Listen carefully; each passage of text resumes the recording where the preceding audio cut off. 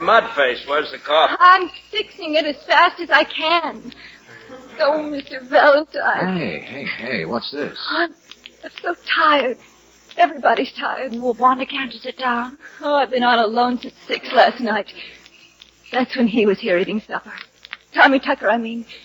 One that died. The what?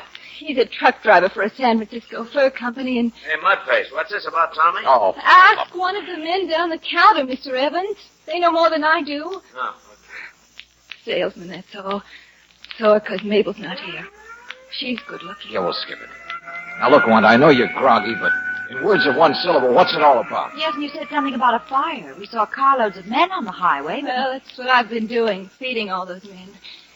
You see, Mr. Valentine, last night a truck went over the grade 11 or 12 miles east of here towards Bakersfield. Went out of control and the driver was killed. Uh-huh. That's Tommy Tucker. And the fire was from the wreck, is that it? Truck caught the grass on fire? Brush and scrub timber, yes. But they were afraid it would spread. They're only just now getting it out. Okay, I follow you that far, only... Hey, boy, what do you think of that old timid Tommy, huh, Mudface? Say, how long's he been on this run, anyway? Oh, George, give me a nickel. Yeah. Did you hear me, Wanda? I said, how long's he been on this run? Thanks, Sergeant. That's much better. All right, Wanda. There was a wreck and fire. But you wanted us here for something else, didn't you? Something like a boy in terrible trouble? Floyd Bronson. Okay, let's hear it. He's... well, I don't know what it is exactly, but... Well, I just met Floyd yesterday, Mr. Valentine. Yeah, go on. Well, he was just going through, but I had the afternoon off, and I was sitting here playing records when he stopped by.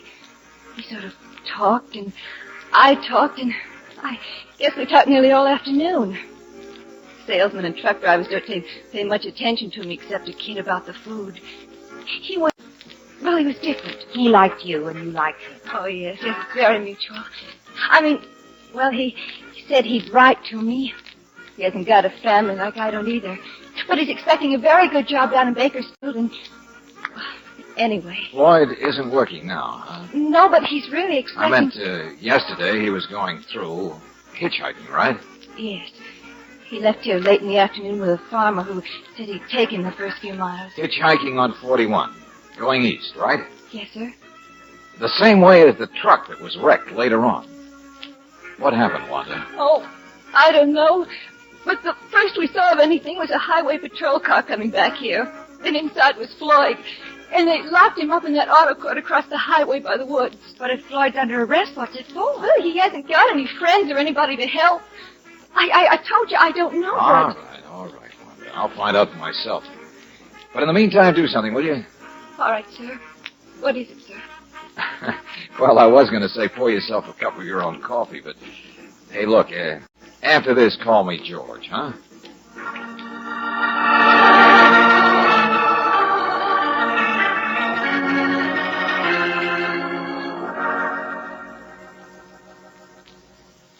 So, Wanda asked you to help me, huh? Yeah, the kid's upset. Worried silly about you.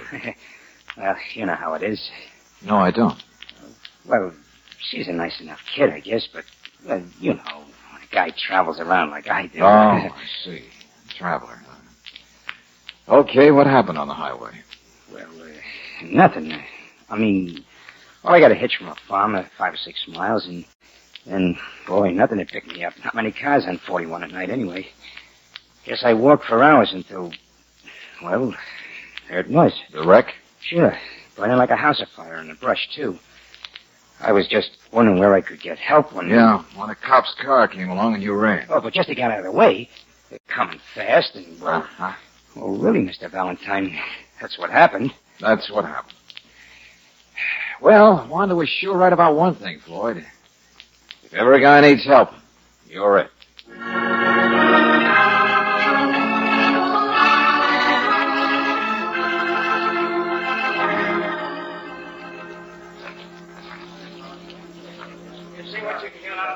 And, You're the man who owned the truck, huh, Mr. Jessup? Yeah, lots of them. Look at this here. Silver foxes he was going to deliver to a store in Bakersfield.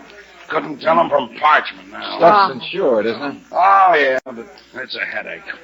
Know what happens to wholesale furriers like me? They get bald. Sure not much left of the back of that truck. And this crate of Persian lamb, shish kebab. And the box of chinchilla looks like burned cigar butts. Okay, so you've had bad luck. But Mr. Chester... Oh, Valentine, I'm not complaining just for fun. It's because I've been up all night driving to get her to see what could be saved. Well, the driver, Mr. Valentine, Tommy Tucker, nicest boy I ever had working for me. I liked him. Yeah, I understand. So, if there's anything funny about this, if it's not just a case of Tommy's clutch or brakes giving out on the grade, well, what about that kid they picked up? You know as much as I do, or the police so far. Mr. Justin, has anyone ever tried to rob one of your trucks? I mean, on such an out-of-the-way road, it could... No, this is not a movie, Miss Brooks. Cargo's all boxed and locked and bolted to the floor. Besides, it's all still here, what's left of it. Still was curious about that kid, that's all. So am I. He was running away from the wreck. Hey, maybe he was in the wreck and doesn't want to admit it. You mean maybe Tommy had picked him up? Sure, why not? Little company late at night. No, that doesn't make sense. Why not? Well, you see the sign, no riders. That's the one rule we're really tough about, and Tommy wasn't a boy to break rules. Yeah, I heard a salesman call him Timid Tommy. No, conscientious, that's all. Reliable. I told you, the best man I ever had. Best driver, too. That's what bothers me. Yeah. Say, what did they find up here in the cab of the truck? Ashes, mostly, see? His flashlight was here in the seat. Huh? Truck's out of gear, huh? Yeah. I got a mechanic coming to take a look. Little iron ring. What's that? What do you mean? 2 little iron rings about 1 inch in diameter. On the shelf up here, back of the seat, see? Yeah, I saw those, Miss Brooks, but the life of me, I can't... Fire's pretty well under control now, but I sent Tucker's body off to Paso Robles. Oh, thanks, McGee. 2 things bother me, Valentine. Yeah? Number 1, we couldn't find any jacket any place for the driver, Tucker. Not even a zipper. But in the fire, it might have burned. And anyway, maybe he didn't have one. The cab of a truck is heated, isn't it? Well, I know it doesn't mean much. But finding a wallet does. A wallet? That's right. A firefighter just phoned from several miles down the road. Says come take a look at something he picked up there. Tucker's wallet.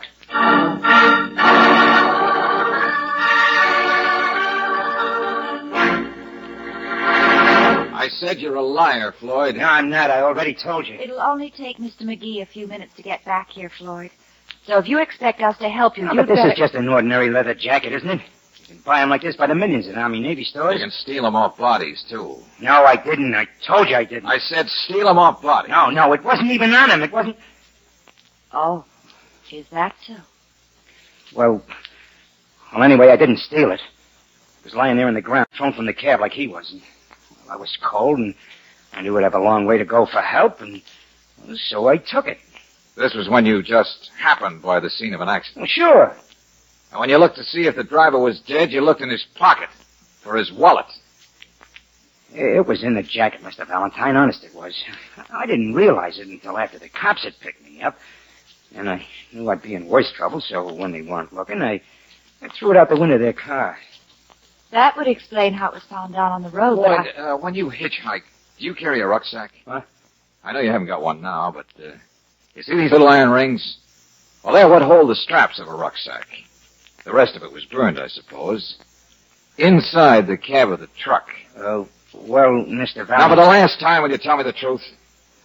Well, what really happened... Never mind that phony preamble. Well, all right. I was walking down the road, see, and nobody picked me up, and I was worn out, so finally I stood in the middle of the road. Then a sedan came along, didn't even see me. I had to dive for the ditch. It hurt my ankle, and I was still lying there when the food truck came along. And it stopped. Sure. Driver thought I'd been hurt in an accident. He helped tape up my ankle. He did, here, see it? Only he was such a conscientious jerk, he wouldn't let me ride. Said if anybody was seen in his cab, he'd be fired. It was the rules. Well, I pretended I was sicker than I was, and he finally opened the back of the truck where I couldn't be seen. He said he'd dump me out before he got to Bakersfield. Then what happened? Well, I was so tired, I fell asleep, and next thing I knew, I'd been in this accident. It broke the whole rear end. You saw how. Well, I was awful afraid for a second, and the fire was burning around me, and, well, you know all the rest. Yeah. Now, even forgetting it's a wild story, what bothers me is, why didn't you say all this in the first place? It's like pulling teeth, isn't it? Maybe we'll have to pull out a molar, Valentine. Mr. McGee? Yes, I've been out there listening. Some story, son. Well, it's what really happened. Is it? I just got a phone call, Valentine. Coroner in Paso Robles says Tommy Tucker was murdered. What? Hit over the head with a heavy instrument sometime before the accident. The instrument appears to be that flashlight we found. Your fingerprints are on it, Floyd.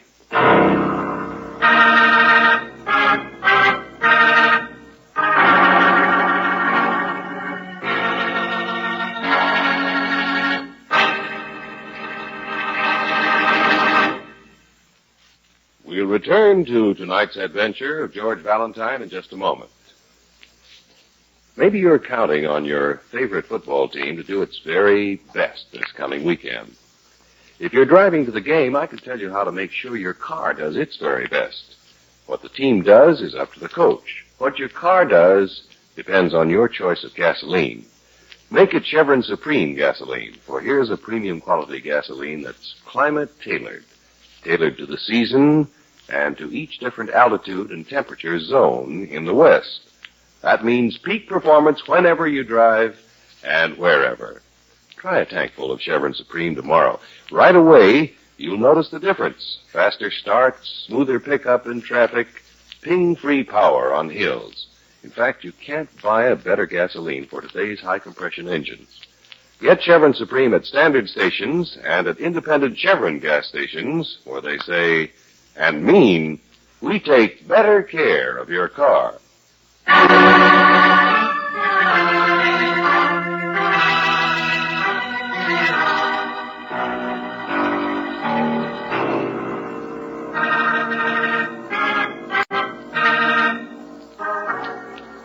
Now back to tonight's adventure of George Valentine.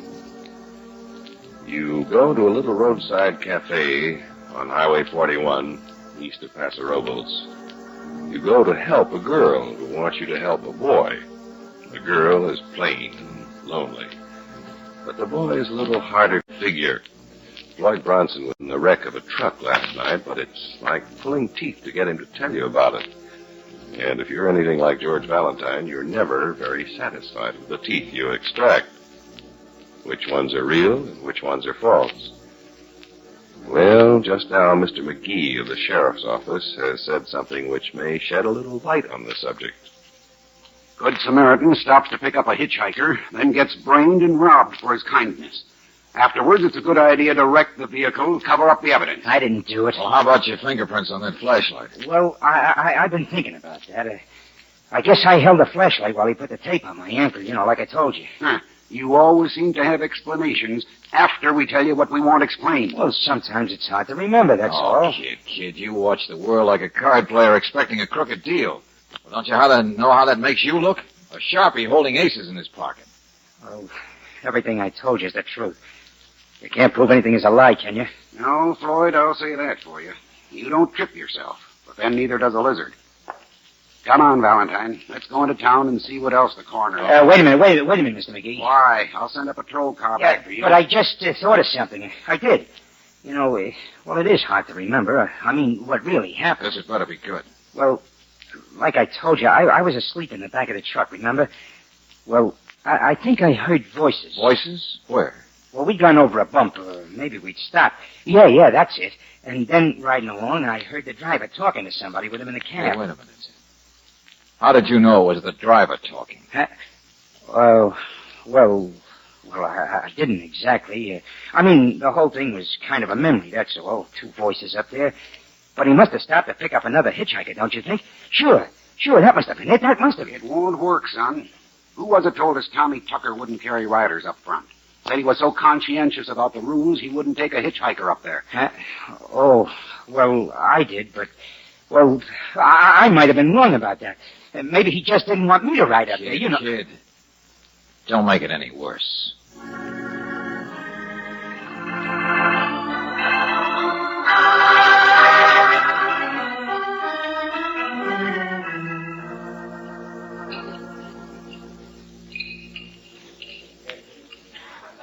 Well, Mr. Valentine, I suppose Tucker might have picked somebody up, but I can't believe it. What about a man riding in the back of the truck, Mr. Jeston? Oh, he thought the boy was hurt, and there's no way the load could be bothered. I wouldn't blame a driver for He that. wouldn't have given his mother-in-law a ride to her own funeral. What's that? No, it's a fact. Evans is my name, wholesale plumbing. Just been waiting for a chance to help you guys. Yeah, well, look, salesman. Timid Tommy Tucker, that was my name for him. Oh, a real sweet boy, don't misunderstand me, but he swallowed the rule book. You know what I mean? Afraid of the powers that be. Now, look, friend. Wait a minute, George. Go on, Mr. Evans. A pleasure, miss. South of King City about a month ago, I ran out of gas and tried to flag a hitch. Along came Tommy, but you think he'd pick me up? No, not on your 10 type. And that's me, mind you. Travel the same route all the time. A friend, practically, Yeah, you know? I think we get the idea. Thanks. Another funny thing that happened to us. Thanks, mister, thanks. No, I doubt if Tommy did pick up a second hitchhiker, or that he was carrying anyone in front, Mr. Valentine, or maybe even in the back. Well, at least some of Floyd Bronson's story isn't true. How do you know? How do you know a person's guilty until they've been proven so? How do you? Wanda, come over here, will you? Excuse us. All right, sir. But how Now, do you you... listen to me. I don't get mad at a case just because I don't like the way somebody parts his hair. But that boyfriend of yours can't even look me in the eye. It's only a habit, Mr. Valentine. Is it? You've been standing around watching everything, scared to death Floyd would get himself in deeper and deeper. It's just that... Oh, well, I knew he'd act that way. Not really stand up for himself, right? How did you know, Wanda? Well, even yesterday he told me things that weren't true. What things? Oh, just little things. About jobs he'd had and was going to get. Important people he knew. Places he'd been. Sure. Little boy with a big line. Oh, kid, what you see in a guy like that is beyond me. Mr. Valentine, he doesn't mean to tell things. And gosh, nobody can be perfect. Only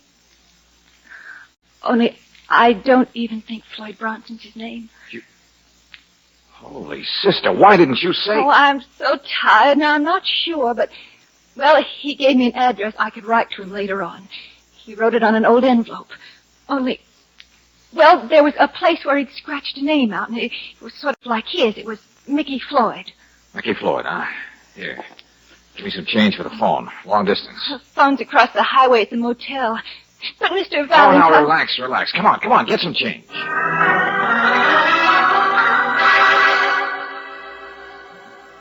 Yeah. So that's the story. Okay, Lieutenant Riley, thanks. Sure, I got it. Well, George, what'd they say in the city? Same thing they'll say in the country as soon as McGee's fingerprint report comes through. George, what are you talking about? Mickey Floyd, alias Floyd Bronson, escaped from a reform school up in Idaho last week. Oh, no. Yeah, that's our boy, Angel. Oh, what are you going to tell Wanda? The truth? She'll just have to get over it. Well, George, at least it explains the way Floyd's been acting. He was just trying to hide who he is. Think again. Which would you rather have happen? Be caught and sent back to reform school, or let yourself be thrown in jail for murder? No, Brooksy, there's something else. Hey, come on. What's that? What the... Hey, Evans, what's happened? Oh, brother, I don't know. Somebody said the kid broke up. Huh? Patrol car came to pick him up, but they found the cabin open and the guard knocked out. Yeah, sure, listen to that. He must have headed up through the woods. Come on. No, we'll meet you. Go ahead. Brooksy, if he's running up there's nothing we can do. But if Floyd's really got a bad ankle, then he'd more likely head down the other way, wouldn't he? To make a getaway? What do you mean, George? I mean, I ought to have my head examined. I left the keys in my car back in the highway. So long, Angel.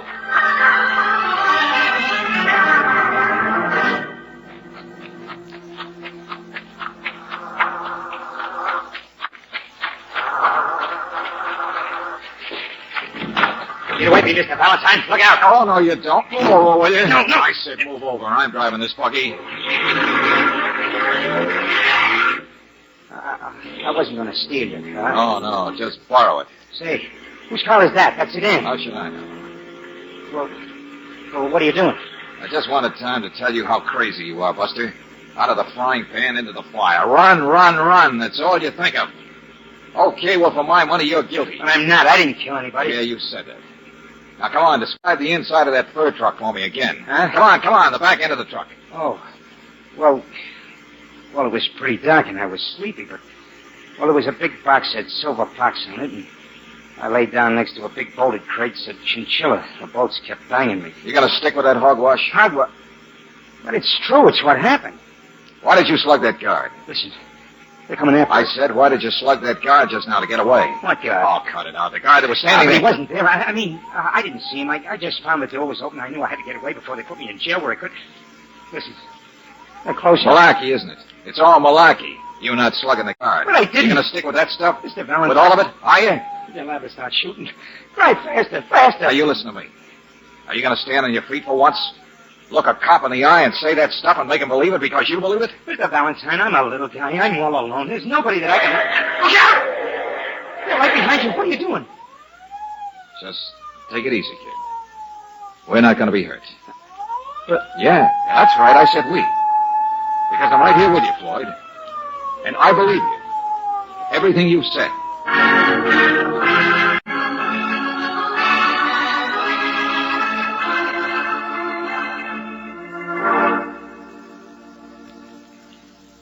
Valentine, what in the name of blue blazes? Obstructing justice, yeah, I know. But now, wait a minute, McGee. You just heard the boy here describe the inside of the truck, didn't you? I'll say this, McGee. It was quite an accurate description. Thanks, Justin. And how could he have known what it looked like unless the driver did let him in there? He wouldn't have known how to work the lock on the outside. And if Floyd was riding it back, how could he have got up front again to attack the driver? Well, I know we haven't got all the answers yet. But in the meantime, I can hold him for his breakaway, slugging the guard. McGee, the kid says he didn't do it. Oh, now, The look. thing that's been bothering me, and probably you too, is that there's no other handy explanation for this whole business. Well, maybe I can come up with one. Don't count on it. You see, I think instead of it all being true, it's all false. Like the boy riding in back. Why, we've turned up a witness who passed the truck on the road and who swears there were two people in front. Oh, great. But look, the kid can describe what was in back. Back, front, will you all be? Okay. But McGee, just suppose there's somebody who's scared to death of Floyd. Because, well, by sheer accident, Floyd was along and asleep when a crime was committed. What do you mean? And there are things in Floyd's memory, like he recognized somebody's sedan over here. Well, I remember he was driven off the highway by a sedan. That's when he hurt his ankle. Now, suppose it was a sedan that shouldn't have been seen in that neck of the woods last night. Go on, Valentine. The guard comes next, doesn't he? Yeah. Yeah, if there was someone who was terrified of Floyd's possible evidence, and at the same time knew the kid was a perfect fall guy, wouldn't it be logical to set up a chance for Floyd to escape? The crazy kid would be bound to keep running until he'd be stopped someplace by a bullet. And then there'd never be any question of an alternate explanation. No more dangerous investigation. Well, there are lots of holes in a story like that. I'm afraid so, Mr. Valentine. And if my theory is right, Mr. Justin, then even the business of front and back fits into place.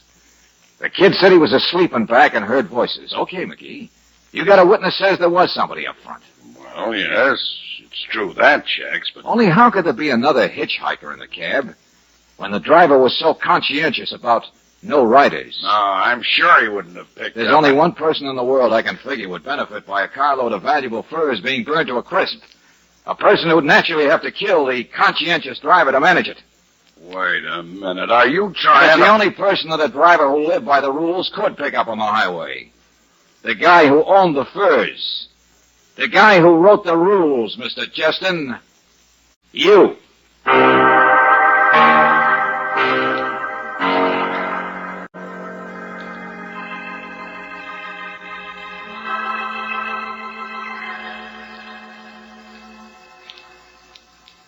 Insurance, Mr. Valentine? Well, I don't understand. Yeah, sure want insurance on the furs. Why, there was even chinchilla in that load. Maybe some of them weren't even the real thing to begin with. And the insurance company would never know.